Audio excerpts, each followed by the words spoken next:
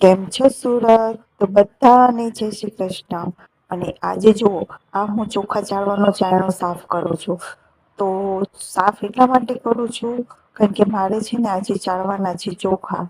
તો એટલા માટે હું આ ચાયણો સાફ કરીને પછી જો આ ચોખા ચાળવા બેસી ગઈ, કારણ કે મારે છે ને ચોખા રેશન કાર્ડ માંથી આવ્યા હતા.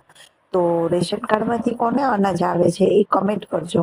તો મારે આ રેશન કાર્ડ માંથી ચોખા આવ્યા હતા, એટલે હું એને સાફ કર્યા વગર તો આપણે ભરાય નહીં, એટલે પેલા તો ચોખા સરખી રીતે ચાળી લીધા અને સાથે વીણતી પણ જતી હતી. વીણીને પછી મેં હું ડબ્બામાં ભરી લઉં. અને આ ચોખા મસ્ત લાગે જમવામાં. અને જો આજે તો પુલાવ લઈ આવ્યા હતા ખાવા માટે. પુલાવ એટલો ટેસ્ટી હતો ને કે મને આ પુલાવ બહુ જ ભાવે. પણ ભાવે તો છે આટલું બધું પુલાવ, પણ આટલું બધું પુલાવ હું એકલી નથી ખાતી. હું અને 20 એક જ થાળીમાં જમતા હતા. એટલે એ આટલું બધું પુલાવ છે. બાકી કોઈ કોમેન્ટ નહીં કરતું કે તમે આટલું બધું ખાઓ છો. હું આટલું બધું જમતી જ નથી. અને હું અને 20 એક જ થાળીમાં પુલાવ જમતા હતા, અને પુલાવ હતો બહુ જ ટેસ્ટી. તો તમને વિડીયો કેવો લાગ્યો?